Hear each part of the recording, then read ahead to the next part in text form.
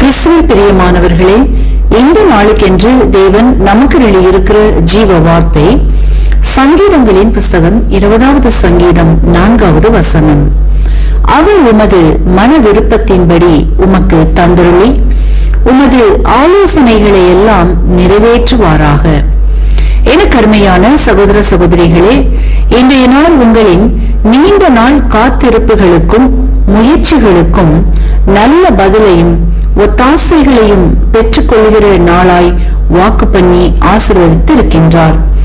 இன்றைய நாளிலும் உங்களில் அநேக பல கனவுகளோடும் கற்பனைகளோடும் உங்களின் மன விருப்பங்களின்படி நிறைவேற வேண்டும் என்று தேவ சமூகத்தில் நீண்ட நாட்களால் வேண்டியும், சிலர் உங்களின் மன விருப்பங்கள் நிறைவேறுவதற்காக சில ஆலோசனைகளுக்கு முடிவெடுத்தும் அதற்கான முயற்சிகள் செய்தும் அவைகள் செயல்படாமல் அசைவற்று பல நாட்களாய் வருடங்களாய் நிறைவேறாமல் இருக்கிறதே என்று ஆத்மாவிலே தோய்ந்து போய், என் விருப்பங்கள் நிறைவேறுமா, என் ஆலோசனைகள் நன்மையாய் முடியுமா என்று காத்திருக்கிறவர்களை பார்த்துதான் கர்த்தர் சொல்லுகின்றார், இன்றைக்கு உன் விருப்பங்கள் ஆலோசனைகள் எதுவானாலும் அதை நிறைவேற்றுவேன், உன்னை ஆசிர்வதிப்பேன் என்கிறார்.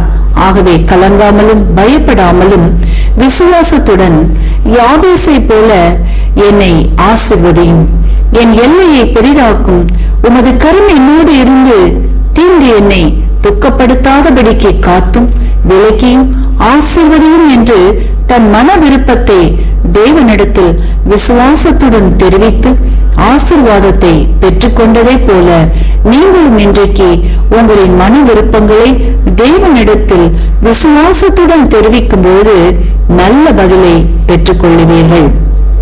வார்த்தையை விசுவாசியுங்கள், ஆசீர்வாதங்களை காண்பீர்கள். இன்றைக்கும் நாம் ஆதியாகமத்தின் புஸ்தகம் 28வது அதிகாரத்தை வாசிக்கையில் அங்கே யாக்கோபு தன் தகப்பன் தாய் உறவை பிரிந்து புறப்பட்டு போகையில் தேவனிடத்தில் தன் மனதின் விருப்பத்தை வைராக்கியத்தை தன் வாழ்க்கையை வெற்றி பெற வேண்டும் என்கிற ஆலோசனைகளை தெரியப்படுத்துகின்றான். எப்படியெனில், தேவரீர், நீர் என்னோடு இருந்து நான் போகிற வழிகளெல்லாம் என்னை காப்பாற்றி உண்ண உணவும் உடுக்க வஸ்திரமும் தந்து என் தகப்பன் வீட்டுக்கு சமாதானத்தோட திரும்பி வர பண்ணும் என்று தெரியப்படுத்துகின்றான்.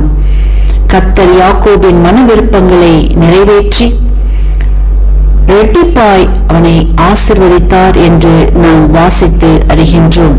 எனக்கு அருமையானவர்களே, உங்களுடைய வாழ்க்கையிலும் எதிர்கால வாழ்க்கையின் தேவைகள், பிள்ளைகளை குறித்து, பணியிடங்களில், சரீர பலவீனத்தில், வியாதிகளின் மத்தியில் நீங்கள் எடுத்திருக்கின்ற தீர்மானங்கள், முடிவுகள், ஆலோசனைகள் இவைகள் யாவும் உங்களின் மன விருப்பத்தின்படி நிறைவேற தாமதமாகிக் கொண்டு இருக்கிறதே என்றும், அதற்காக எடுக்கிற முயற்சிகளில் பல தோல்விகளும் எதிர்மறையான பதில்களும் மாறி மாறி வருகிறதே என்றும் விடாய்த்து போய் காணப்படுவீர்களானால், இன்றைக்கு கர்த்தர் உங்களின் மன விருப்பங்களின்படி உங்களின் ஆலோசனைகளை நிறைவேற்றுகின்றார்.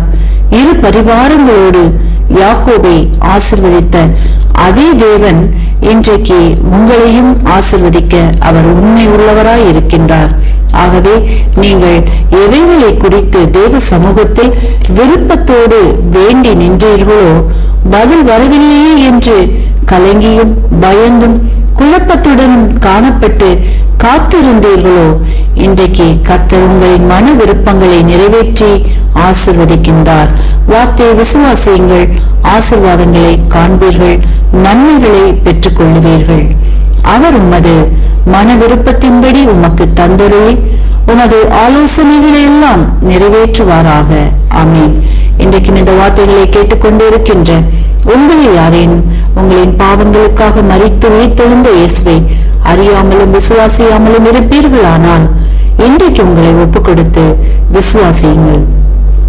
உங்களின் பாவங்களும் மன்னிக்கப்பட்டு விடுதலையாகி ஆசிர்வதிக்கப்படுவீர்கள். இந்த வார்த்தைகள் மூலமாக கர்த்தர் இன்று உங்களை ஆசீர்வதிப்பாராக.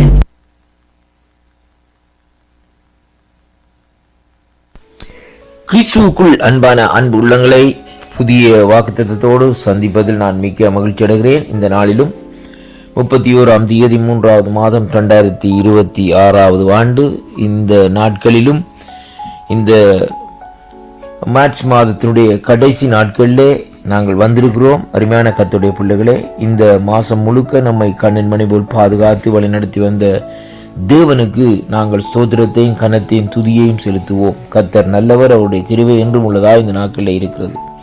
இந்த நாளிலும் வேத தியானத்துக்கு எடுத்துக்கொண்ட பகுதி சங்கீதம் 9வது அதிகாரம் 18வது வசனத்தை வாசிக்க கேட்போமாயிருந்தால், எளியவன் என்றைக்கும் மறக்கப்படுவதில்லை, சிறுமைப்பட்டவருடைய நம்பிக்கை ஒருபோதும் கெட்டு போவதில்லை என்று சொல்லி இந்த வார்த்தை இந்த நாட்களிலே சொல்லப்படுகிறதை பார்க்கிறோம். அருமையான கர்த்தருடைய பிள்ளைகளே, இந்த நாளிலும் வேத பகுதியிலே இன்றைக்கு நாங்கள் பார்க்கிற வேளையிலே இங்கே வேதம் சொல்லுகிறது எளியவன் என்று சொல்லி இந்த நாட்களிலே அங்கே சொல்லப்படுகிறதை பார்க்கிறோம்.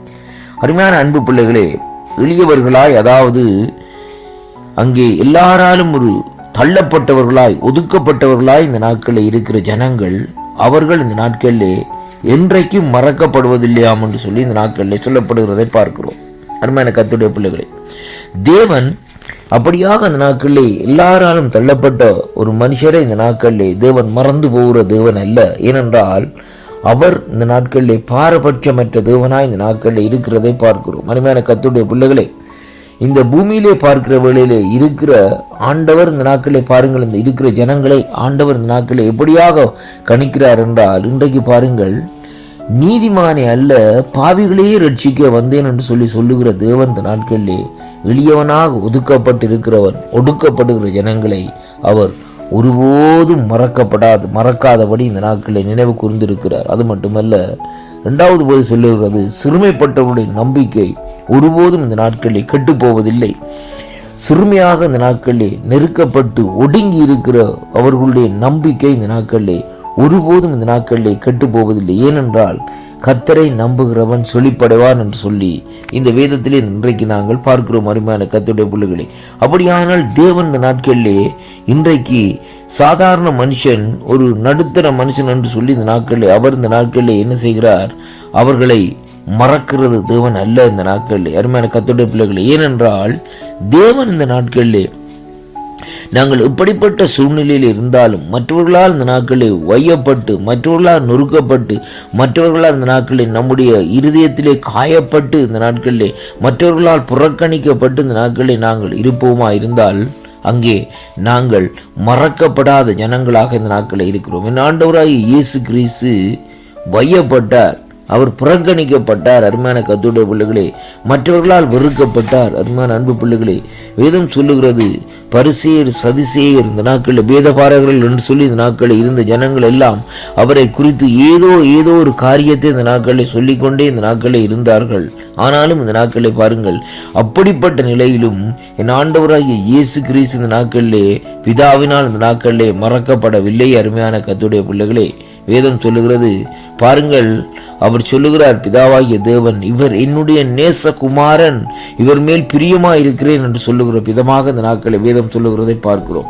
அதே விதமாக அந்த நேசகுமாரன் இந்த பூமியிலே எனக்காகவும் உங்களுக்காகவும் எளியவராய் இருக்கிற நமக்காகவும் இந்த நாட்களிலே ரத்தம் சிந்தி, கல்வாரிலே ரத்தம் சிந்தி இந்த நாட்களிலே நம்மை மீட்டு கொண்டார் என்று சொல்லி இன்றைக்கு நாங்கள் பார்க்கிறோம்.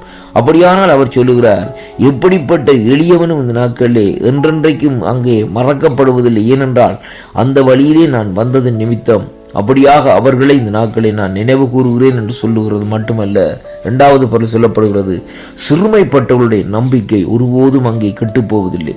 நீங்கள் சிறுமைப்பட்டவர்களாக இருக்கலாம் அருமை பிள்ளைகளே, ஆனால் உங்களுடைய நம்பிக்கை ஒருபோதும் இந்த நாட்களிலே கெட்டு போவதில்லை. ஏனென்றால் கர்த்தர் இந்த சங்கீதத்திலே இந்த நாட்கள் எப்படியாக சொல்லியிருக்கிறார்னு சொல்லி இன்றைக்கு நாங்கள் பார்க்கிறோம். அருமையான கர்த்தருடைய பிள்ளைகளே, இந்த சங்கீதத்தை எழுதுகிற வேளையிலே பாருங்கள் அருமை பிள்ளைகளே, அவருடைய நெருக்கத்தின் மத்தியிலும், அவருடைய அதாவது இருதயத்தினுடைய பாரத்தின் மத்தியிலும் இந்த நாட்களே இப்படியாக இந்த நாட்களில் இந்த சங்கீதத்தை இந்த நாட்களை அவர் பாடியிருக்கிறதை பார்க்கிறோம்.